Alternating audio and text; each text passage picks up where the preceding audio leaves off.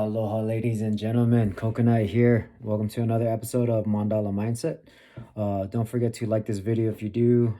Subscribe if you do like what you hear. If you want to get more involved with the topic of the week, comment below. I would love to hear your take on everything. As for this week's topic, we're going over surroundings and influences. I'll see you guys in a bit. All right, so surroundings and influences. So this is kind of a funny subject to me because I never used to believe in your surroundings being an influence. But so just a quick story of my background. And when I was a teenager, I was I used to skateboard a lot, and I had, of course, being a skateboarder, I had attracted those kind of friends, the bikers, uh other skateboarders, the the guys from X Games, though. That's what we attracted. And of course, at the same time, what was on our TV, you know, Jackass on MTV. And if you've never watched Jackass before, it's a bunch of ballsy guys that do crazy stunts, and it's hilarious from the first second of the episode all the way to the last on every episode. And obviously, there's a warning sign: do not reenact these stunts before and after the show. But as a skateboarder, this is how you become a legend. You got to create these stories. This is how you got to create these memories. Yeah, you want to say, I ollied off that roof, or I ollied down those stairs, or I rode my skateboard down this slide, and it was legendary. Unfortunately, I don't have any legendary stories, so I was in the hospital a lot.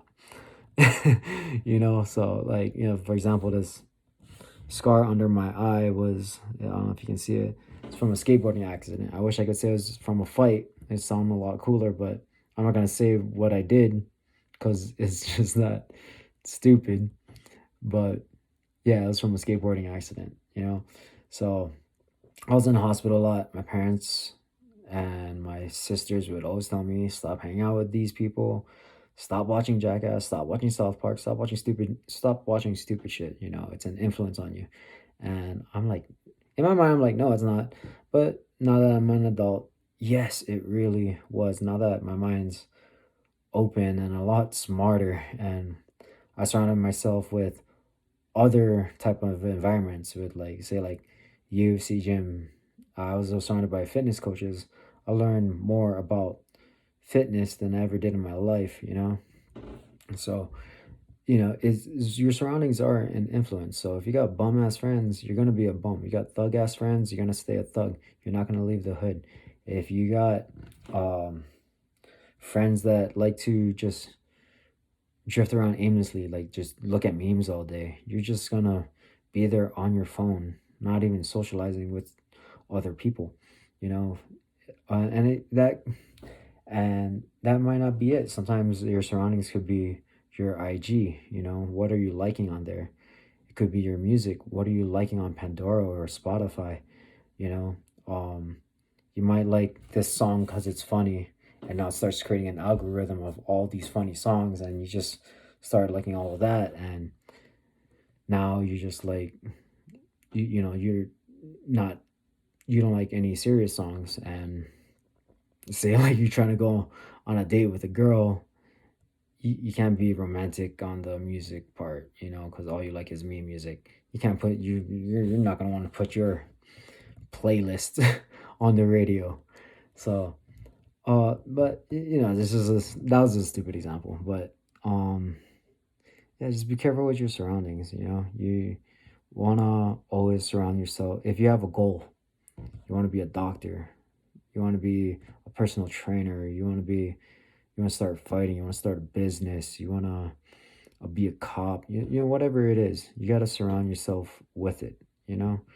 If you, for example, me as an MMA fighter, working at UFC gym, I didn't know much. All I knew was teaching MMA, teaching boxing, kickboxing, jiu-jitsu that works for MMA, wrestling that works for MMA. That's all I knew. But hanging out with all these fitness coaches while I was working there, it was it helped me um see why their coordination's not that good, or why they're not punching that hard. You know, you're not obviously like uh old school boxers would say, sit on your punches, you know, and boxers know what that means. But some you'll find some guys that are just like crouching down.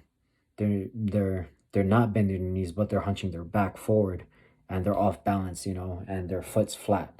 So you gotta these are the because hanging out with fitness coaches, I was able to describe what they're doing wrong. Like, hey, get your heels off the ground, bring your butt down, keep your knees bent.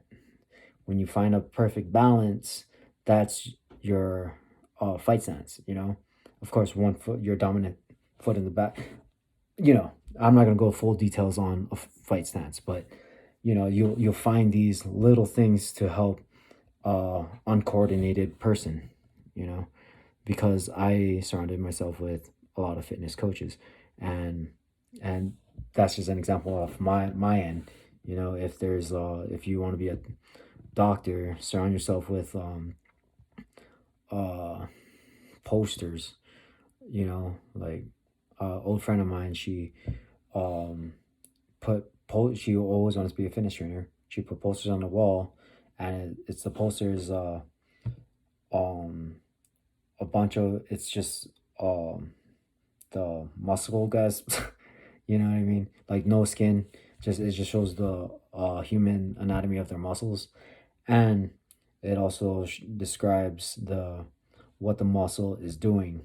You know, on that poster, like it's like doing this, and it's like saying your biceps are contracting, your triceps are elongated, stuff like that. You know, um, and if you want, you know, of course, doctors gotta be the diagnosed person, so you gotta study your pathology and your diseases and stuff like that, what might be wrong.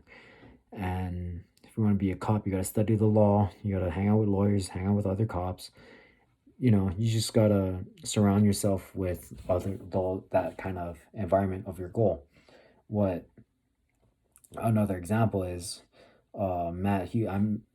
Matt Hughes is a former welterweight champion for the UFC. I met him because he ran a seminar at UFC gym in Kaka'ako, and he told us that what he would do, the best thing about the seminar was like majority of it was fighters that were there. So he spoke in a language we could understand. So what he would do when he got scheduled to fight, he'd have the picture of his opponent on the mirror of in his room, and he would write on a paper, I'm gonna beat this guy on this date.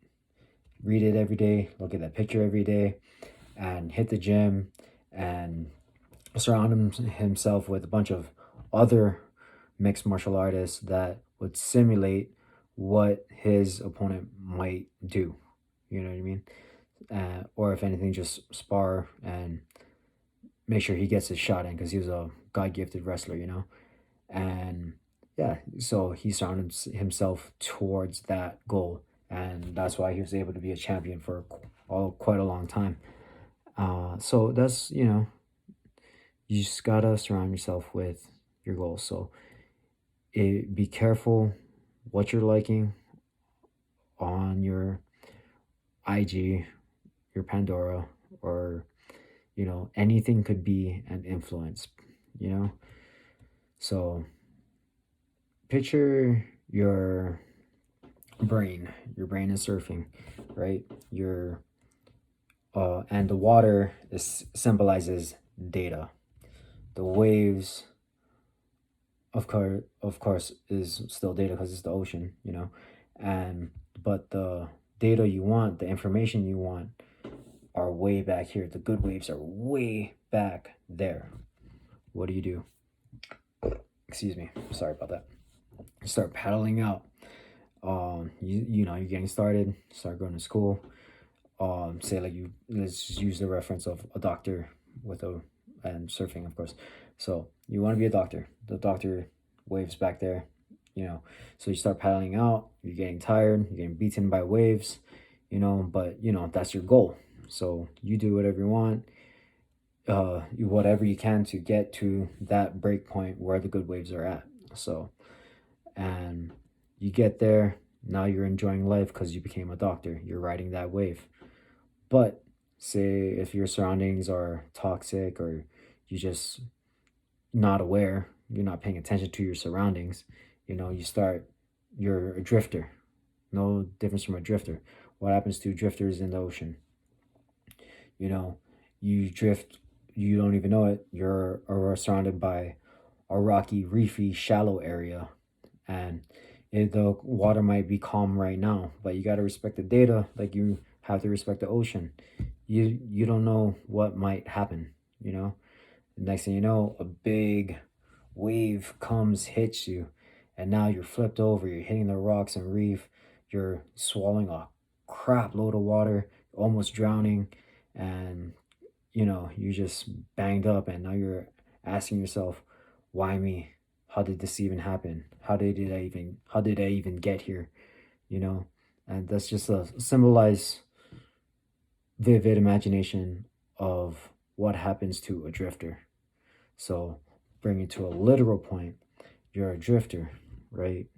You just basically have no goals, and now you're seeing this friend own a house, this friend own a mansion, this person has a nice car, this person has a golf cart for no reason. You're this person, one of your friends has a family, and you don't even talk to, you never even tried talking to a woman.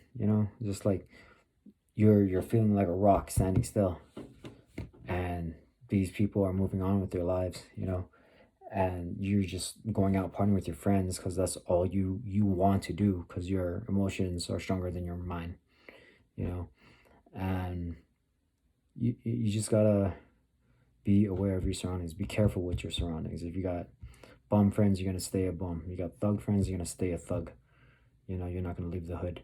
So that's just surrounding and influences. Surrounding and influence, always remember that. I don't care how strong you think your mind is, you're being influenced by something. Your data's always your even though you're an adult, you have your mind pick and chooses the data you want to hear, listen, and comprehend with. But if you're not careful with it, you're gonna develop habits, you know, that that are toxic. That might be toxic. So just be careful with your surroundings and what you're looking at on your social media. All right, that's all I got today. Aloha.